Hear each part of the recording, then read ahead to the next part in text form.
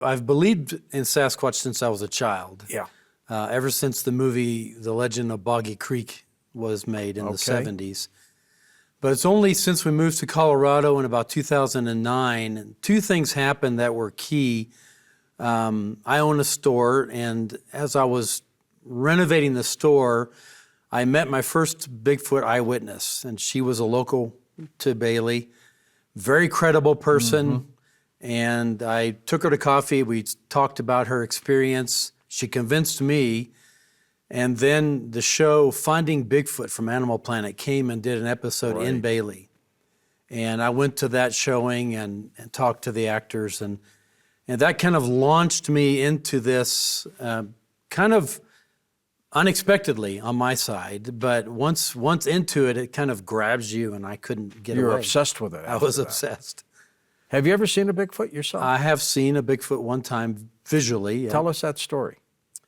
There's a lake that's a very popular tourist destination about 13 miles from Bailey. It's called Wellington Lake. Big with campers, hikers. And because it's a hotspot for Bigfoot sightings and vocalizations, we were camping there.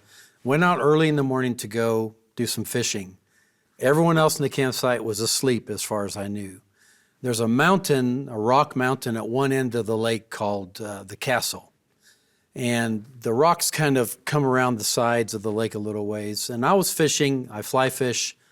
I had just cast, and I was just looking around, and I looked up to my right, and there's a big rock outcropping, maybe 200 yards away. And there was something standing up there looking down. I could tell it was very large. It was uniform in color. And of course, right at that moment, as fate would have it, a fish pulled on my line. So I turned to look at the fish, and I looked back, and it was gone. Gone that quickly. That quickly. What did it seem human? It did not. It wasn't a human. I could tell that, but it was human-like, and it was standing on two legs, looking down from the rock. I didn't get the sense it was looking at me. It was just looking downwards towards the lake. And maybe it saw me, and that's why it disappeared. I don't know. But I learned a lesson. Never take your eyes off of a Sasquatch if you see one. That quick. Yeah. I had a caller on my radio show, Coast to Coast AM, several years ago. And the person was fishing on the side of a creek, much like you were. And he caught two trout. And he's holding up these two trout.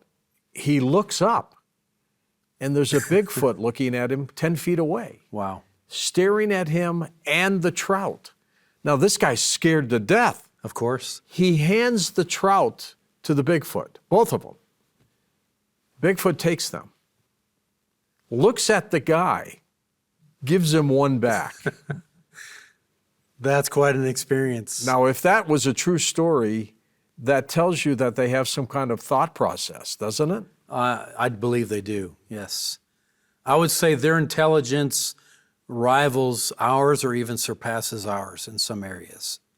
How many people are seeing or citing these Bigfoot stories? It's hard to say, George. The best estimate that I could give based on a number of different databases that are out there is 50 to 60,000 sightings just in this country. Wow. Well, there have been so many encounters that you created the Sasquatch Encounter Museum in Bailey, Colorado. Correct. Let's look.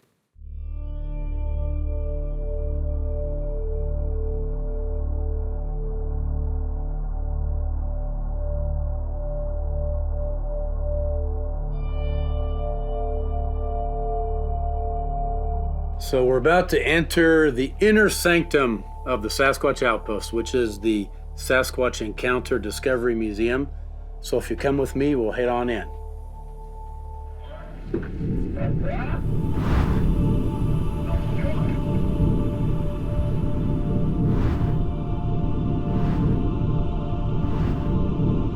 This is a loop of recordings from around the country of Sasquatch vocalizations, different types.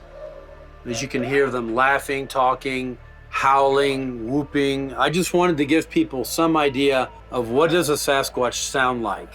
And as you can hear, they actually talk. They have their own language.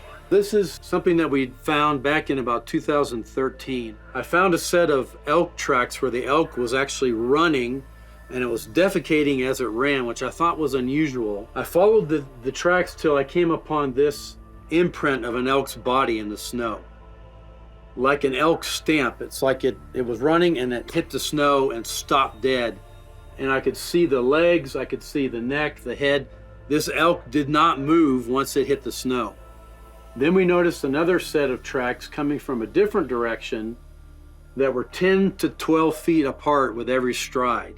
And the two sets of tracks converged right here where this elk was in the snow. And then the big tracks just carried on. And our assumption is this elk was somehow knocked down by a Sasquatch, which then picked it up and carried it off, which is probably 400 or 500 pounds dead weight. Given that there were no elk tracks leaving this location, the only explanation we could come up with is that it was picked up and carried off. The easiest way to know if Sasquatch is active in an area is looking for what they do with trees. And tree breaks is the most common one that we find, where trees are broken and left hanging always the same way.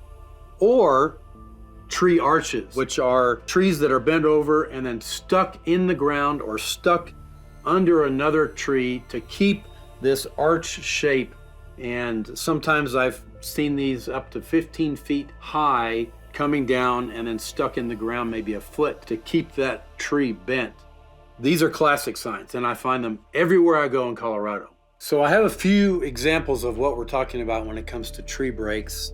This is a classic one where it's twisted and bent. This one is unusual. We found this near the Wigwam Trail, and this tree was green when it was found, and it had been twisted off like a bottle cap.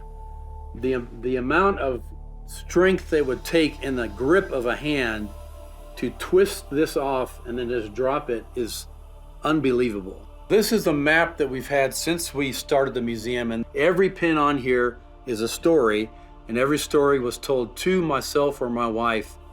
The red ones are actual visual sightings of a Sasquatch. The yellow ones have to do with some kind of a tree structure like we spoke about. Black are footprints. Green is some kind of a vocalization. And blue is an object that was thrown at someone while they were out hiking. So this is the whole state. This is Bailey right here, but there were so many sightings in Bailey, I had to blow it up and create a second map just of the activity around here. So you can see, I think there's over 300 pins on the map. And again, this is just people who have talked to me about their sightings. So imagine how many other people have seen a Sasquatch in Colorado. Sounds like an exciting museum show. Well, I hope so. And it's only an hour away from where we're taping right now. Correct.